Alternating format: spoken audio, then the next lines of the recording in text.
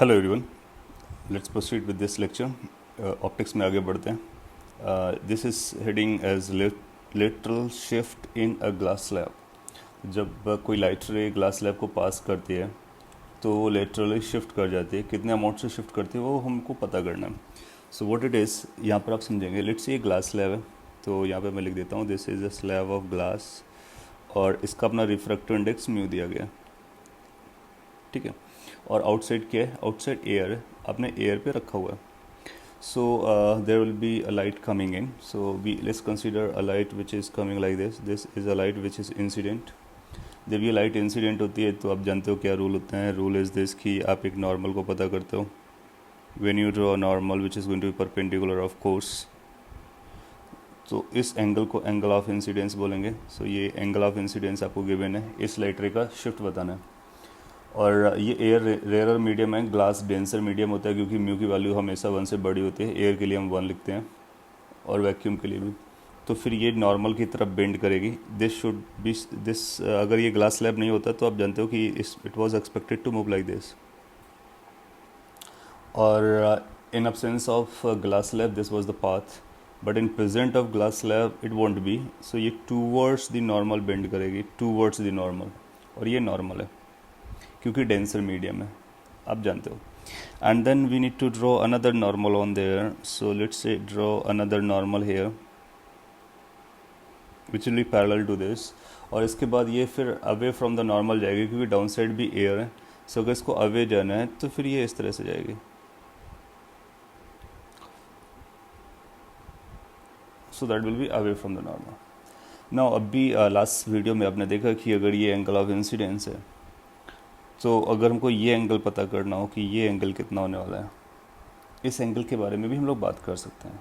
1 minute के लिए इस एंगल का नाम ई दे देते हैं, एंगल ऑफ इमर्जेंट, जो कि नॉर्मल से बन रहा है। Normals are parallel to each other, so normal एक दूसरे के पैरेलल हैं। So can we find this E value? Yes, of course, we can apply the Snell's law here, we can apply the Snell's law here, और as well we can say कि जो mu sine theta की value होती है वो constant होती है। तो हम बोलेंगे म्यू साइन आई, ये म्यू एयर का होगा, must be equal to, last case के लिए डायरेक्टली अप्लाई कर सकते हो तो आएगा म्यू मीडियम क्या है, ये भी एयर ही है, और साइन ई आ जाएगा। म्यू ए कैंसिल आउट हो जाएगा तो यहाँ से आपको पता चलेगा साइन आई की वैल्यू साइन ई के बराबर होती है। इससे फर्दर आपको पता चलेगा ई की वैल्यू आई के बराबर है। इसका मतलब जो इमर्जेंट एंगल है, जो इंसिडेंट एंगल है, दोनों बराबर होते हैं। इसका एक और मीनिंग हुआ कि ये जो लाइट है और ये लाइट है दोनों नॉर्मल से सेम एंगल बना रहे हैं, यानी वर्टिकल से सेम एंगल बना रहे हैं। इसका मतलब है both lines are parallel to each other, which we can say कि ये जो लाइट है और ये जो लाइट है एक दूसरे के पैरेलल चल रहे हैं। So they will be parallel to each other, that's the point. So ये पैरेलल है, that is what we can conclude based on the previous understanding. Parallel rays, ये रे नहीं है, ये this was suppose to be ray, but yes ये parallel हैं। ये इतना हम लोग बात कर पाएंगे। अगर ये पैरेलल है इसका मतलब ये लाइट इस तरह से जाने वाला था और अब यहाँ पे जा रहा है। इसका मतलब ग्लास स्लैब आने के बाद क्या हुआ है कि ये थोड़ा सा शिफ्ट हो गया इस डायरेक्शन में। कितना अमाउंट से शिफ्ट हो गया उसी को हम बोलेंगे lateral shift. So lateral shift is कि वो पैरेलल डायरेक्शन में तो जाएगा बाहर निकलने के बाद, बट उस एग्जैक्टली वही लाइन नहीं फॉलो करेगा, थोड़ा सा शिफ्ट कर गया है। तो वो शिफ्टिंग जो हुई है उसी को हम कैलकुलेट करना चाहते हैं। मीनिंग इज़ कि we are interested in finding out कि अगर इस वाली लाइन से इस पर परपेंडिकुलर डालें, ये दोनों परपेंडिकुलर डालें, तो इस डिस्टेंस को हमको पता करना है। Now how we can find it out, यहाँ पर ऑब्जर्व कर सकते हो। इस पॉइंट से अगर हमने यहाँ पे एक परपेंडिकुलर डाला दूसरी वाली लाइन पे, तो इसी परपेंडिकुलर की वैल्यू हमको पता करनी है। ना कुछ पॉइंट्स के नाम दे देते हैं जिससे सॉल्व करना आसान होगा। लेट्स से ये जो पॉइंट है ए है जहाँ पर ये इंसिडेंट हुआ था, एक पॉइंट बी यहाँ पर, बी पॉइंट को हम यहाँ पे नाम देते हैं जहाँ पर ये इंसिडेंट हुआ था सेकंड वाले बाउंड्री पर, और एक सी पॉइंट यहाँ पर है जो परपेंडिकुलर ड्रॉप किया गया, और एक डी पॉइंट यहाँ पर है जो नॉर्मल को इंटरसेक्ट कर रहा है, राइट। तो इस तरह से कुछ पॉइंट्स आपको दिखाए जा रहे हैं जिनको आप फॉलो कर रहे हो। इसके बाद आगे बढ़ते हैं। तो इस एंगल को हम बोलेंगे this angle is from the vertical. अगर ये जो एंगल बन रहा है this angle is going to be known as angle of refraction, और स्नेल्स लॉ वहाँ पे लगाया जा सकता है। So we will have using Snell's law you will have a mu of air which is 1 into sine I has to be equal to mu of glass which is mu sine r. और rewrite करने के बाद आपको ये पता चलेगा कि sign आई की जो वैल्यू है वो म्यू इंटू साइन आर के बराबर है. इसकी भी ज़रूरत पड़ेगी, जब ज़रूरत पड़ेगी तो हम लोग इसको यूज़ कर लेंगे. So that is one relation we are having with us. इसके बाद अपना पर्पज़ है ये बी सी डिस्टेंस निकालना, और ये बी सी डिस्टेंस को लेट से हम एक नाम से बुलाते हैं डी, और इसी डी को कैलकुलेट करना है. B C is the parallel shift और lateral shift. Now how we can find this B C. आप अगर इस एंगल को ध्यान से वॉच करें, ये जो एंगल छोटा सा बनने वाला है ये टोटल एंगल आई रहा होता, तो वो छोटा सा एंगल के बारे में आप क्लेम कर पाओगे. कैन वी से कि छोटा सा एंगल है I minus R. Yes, that is I minus R. तो अब अपने को फोकस करना है किसी दूसरे ट्राइंगल पे. So let's focus on the triangle which is right angle triangle A C B. Triangle ACB is a right angle triangle. In that triangle our interest is to know D value which is going to be perpendicular, और उसको AB के साथ connect करेंगे. AB is going to be hypotenuse. तो perpendicular और hypotenuse को अगर आप कनेक्ट करना चाहते हो तो sin is a right function. तो sin I minus R has to be equal to BC divided by AB. Can you see from the picture? Yes, you should be able to see. Now B C की value आपको calculate करना है जो कि D है, और A B अपने को अभी तक पता नहीं है, तो इसको इक्वेशन नंबर 2 रख लेते हैं. इसके बाद एक और ट्राइंगल आपको वॉच करना होगा. एक ये ट्राइंगल है, इस ट्राइंगल को बोलेंगे ये राइट एंगल है इस डी पर, और ट्राइंगल की जो हम लोग बात कर रहे हैं that triangle is basically A D B. A D B.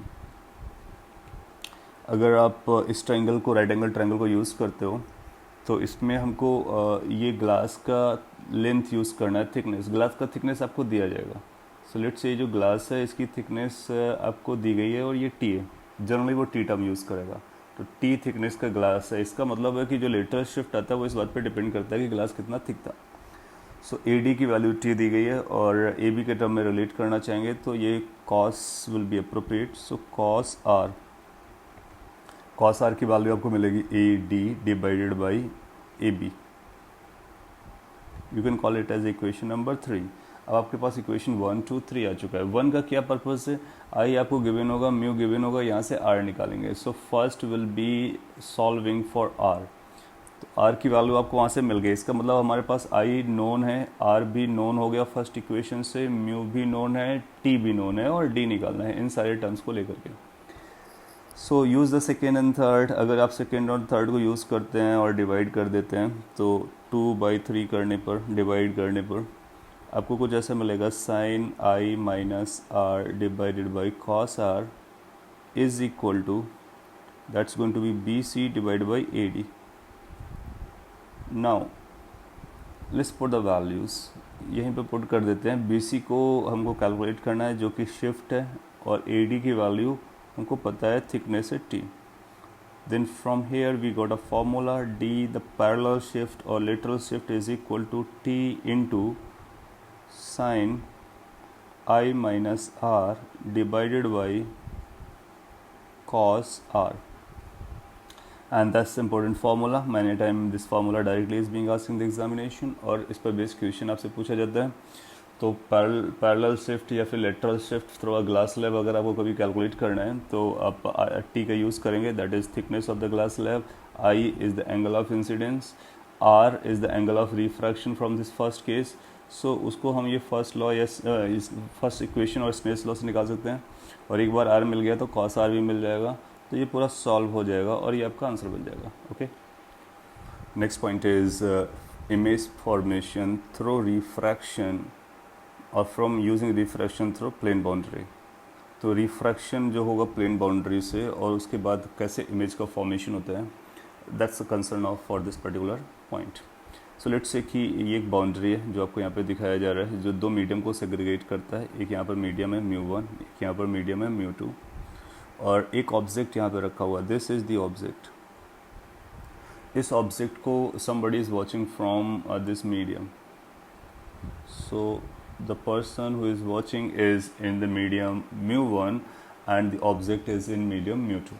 सो अगर एक डिफरेंट मीडियम पर ऑब्जेक्ट रखा होता है तो उसका इमेज कैसे बनता है और कहाँ पर बनता है, that's a concern for this topic. ना अगर ऑब्जेक्ट सेम मीडियम पर रखा होता तो आप पाओगे कि ये जो डिस्टेंस है एक्चुअल डिस्टेंस उसको नज़र आएगी, और जहाँ पर ऑब्जेक्ट है वहीं पर इमेज बनेगा। बेसिकली उसको ऑब्जेक्ट वहीं पर दिखेगा जहाँ पर लोकेटेड है।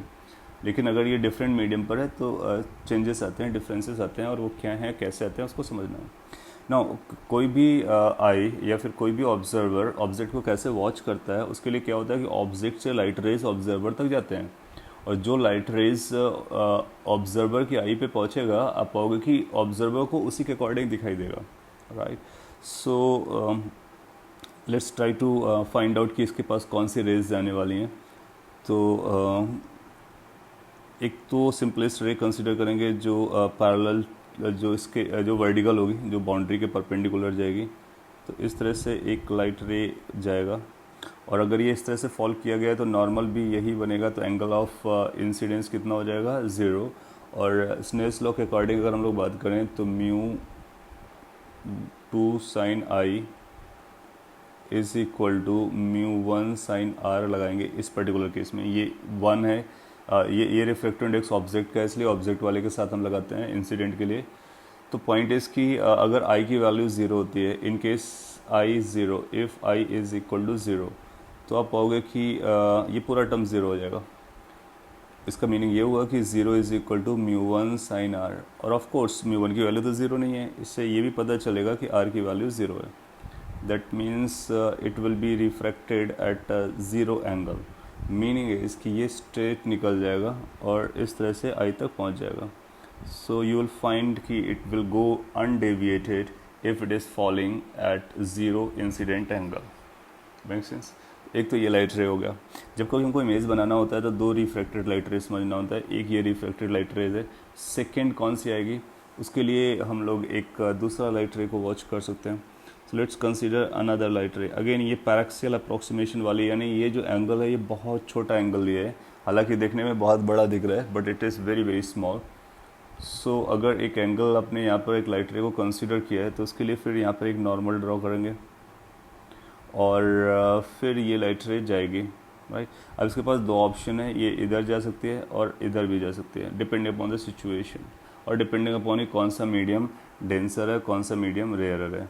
1 मिनट के लिए अगर हम इसको एज्यूम कर लेते कि ये डेंसर मीडियम है, जनरली क्या होगा जब आप वॉच करोगे तो आप एयर से वॉच करोगे, राइट। रेयरर मीडियम होता है, और जो दूसरा मीडियम होगा वो डेंसर होगा। अगर ये डेंसर रहा तो आप पाओगे कि नॉर्मल से दूर जाएगा, यानी ये कुछ ऐसा जाएगा,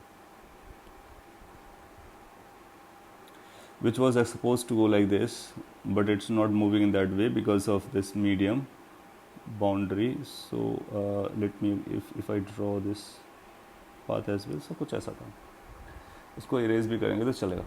एनीवे, सो इसका मतलब है कि अब अपने पास एक दूसरी रिफ्रैक्टेड रे मिल गया है। इमेज फॉर्मेशन के लिए दोनों का इंटरसेक्शन चाहिए होता है, ये दोनों आपस में उस मीडियम पे इंटरसेक्ट नहीं कर सकते हैं जिस मीडियम पे ऑब्जर्वर है।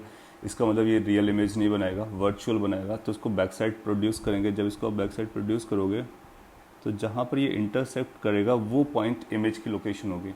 इसका मतलब ये जो ऑब्जेक्ट है वो ऑब्जेक्ट यहाँ पर इमेज बनाएगा। इसका मतलब क्या हुआ है? इसका मतलब बहुत सिंपल है। द मीनिंग इज दैट कि इस ऑब्जर्वर को ऑब्जेक्ट यहाँ पर नज़र नहीं आएगी बल्कि यहाँ पर नज़र आएगी। That means it will B appearing कि ये थोड़ा सा ऊपर है, यानी इमेज की लोकेशन ये है। That means object will not be visible, image will be visible. और इसको आप एक छोटे से एक्सपेरिमेंट में घर में भी वॉच कर सकते हो। अगर आपने एक टैंक लिया या फिर एक टब लिया, उस टब पे वाटर फिल कर दिया और उस वाटर पर फिल करने के बाद लेट्स उस पर एक कॉइन को रख दिया, यहाँ पर कॉइन को रख दिया और इसकी कोई डेप्थ है। लेकिन आप अगर यहाँ से वॉच करते हो तो आपको लगेगा कि ये जो कॉइन है वो एग्जैक्टली इस डेप्थ पे नहीं है बल्कि लिफ्टेड है, अप लिफ्टेड है, थोड़ा सा ऊपर है। ऐसा इसलिए क्योंकि ऑब्जेक्ट यहाँ पर है लेकिन उसकी इमेज यहाँ पर बनती है। और ऐसा तब होगा जब आप रेयरर मीडियम पर होंगे और ये डेंसर मीडियम पर होगा। तो जब कभी आप रेयरर मीडियम पर हैं ऑब्जेक्ट हमेशा आपको अप लिफ्टेड नज़र आएगी। दैट मीन्स इमेज उसकी ऊपर नज़र आएगी। सो ये this is how the image formation takes place in case of plane boundary. ना अब अपना पर्पस ये है कि ये पता करना कि ये जो इमेज फॉर्मेशन हुआ है वो कितनी डिस्टेंस पर है। तो आपको कुछ पॉइंट्स पता होंगे, जैसे कि ऑब्जेक्ट की ओरिजिनल डिस्टेंस, तो ये ओरिजिनल डिस्टेंस है ऑब्जेक्ट की। और अब आपको कितने पे नज़र आ रहा है, ये नज़र आ रहा है, लेट्स से वो डी डैश है। सो हम बोलेंगे D dash is apparent location और D is actual location that you can see from there, right? Now we need to find the d dash if the d is given and mu1 and mu2 are given to us. So वो अपने लिए एक फॉर्मूले का काम करेगा. How we can derive that formula? That derivation is important, and then you will get a formula and that you can use anytime. So let's say कुछ यहाँ पर हम लोग डेरिवेशन करने की कोशिश करते हैं, और लेट्स से कि ये जो एंगल है ये थीटा है. Let me use a different colour for that matter. Let's say ये एंगल थीटा था, यानी इसका जो एंगल ऑफ इंसिडेंस है वो थीटा है. अगर एंगल ऑफ इंसिडेंस थीटा है तो आप पाओगे कि ये जो एंगल है इसको बोलेंगे angle of refraction, isn't it? अगर ये एंगल ऑफ रिफ्रैक्शन है पर वर्टिकल लाइन से, तो ये भी आर के बराबर आने वाला है. This is also going to be equal to R. Making sense? और कुछ पॉइंट्स के नाम दे देते हैं, जैसे कि ये जो पॉइंट है जो कि उसी वर्टिकल लाइन पर लाई कर रहा है, इसको हम पी बोल सकते हैं. और जहाँ पर ये दूसरा रिफ्रैक्शन दिखाया गया उसका नाम ए दे देते हैं. Now we can have some triangles and we can go for the derivation stuff.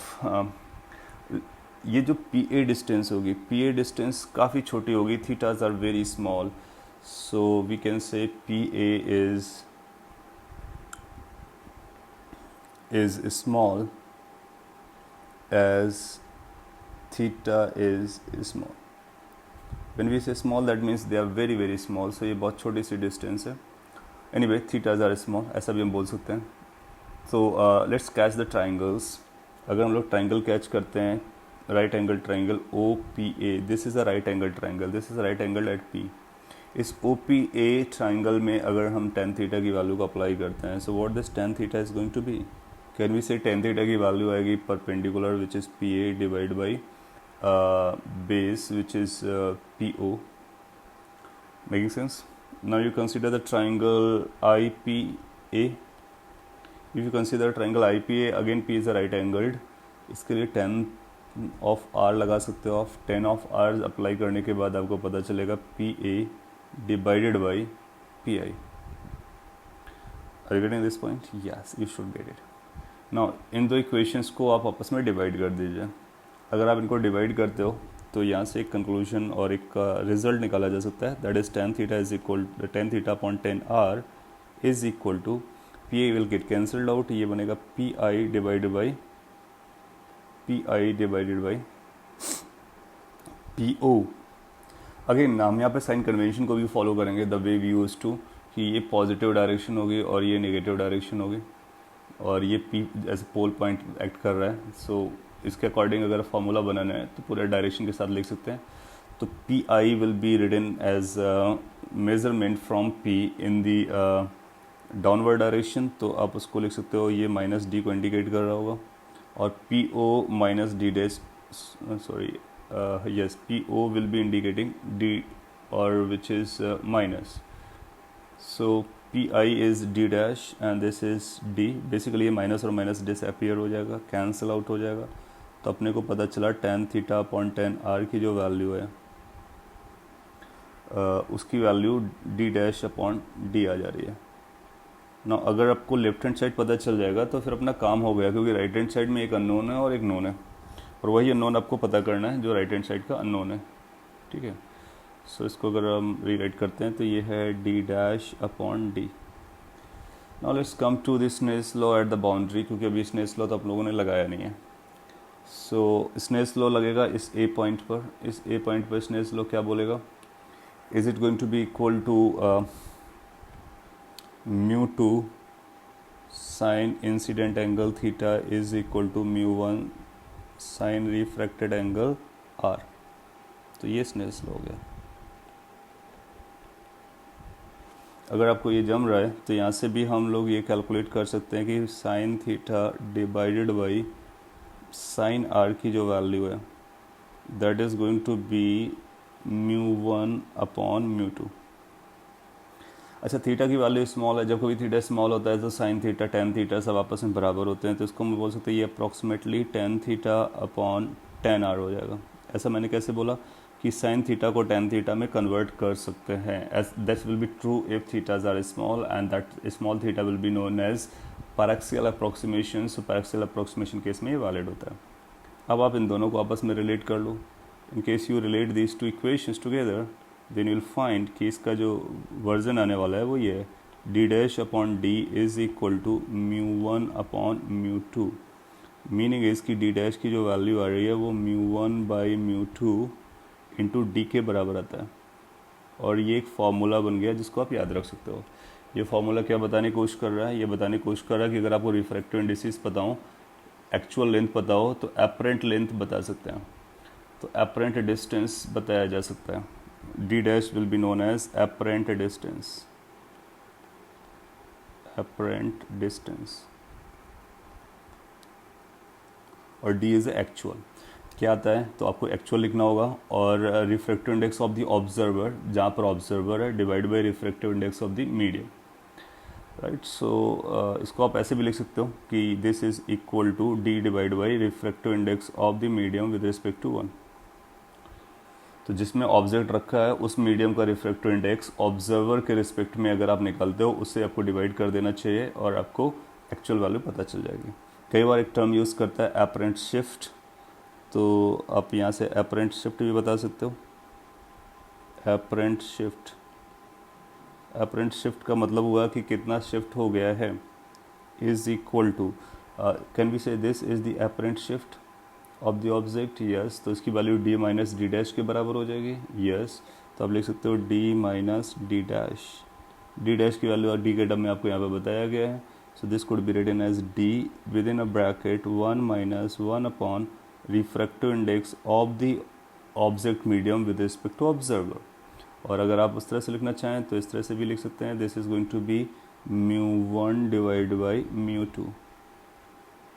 So this formula is also important, जो आपको बताता है कि एपरेंट शिफ्ट कितना होने वाला है in case of plane boundary. So ये डेरिवेशन आपके लिए काफ़ी इंपॉर्टेंट है, इसको आप समझ लीजिए, नोट कर लीजिए, और ये फार्मूला अल्टीमेटली आप याद रख सकते हो शिफ्ट के लिए, और ये एपरेंट पोजीशन निकालने के लिए किसी भी ऑब्जेक्ट की इमेज को जो कि प्लेन बाउंड्री से रिफ्रैक्ट होता है। Okay, well, so this is all about related to the refraction through the plane boundaries. Next would be the refraction through the curved boundaries. Okay, thank you.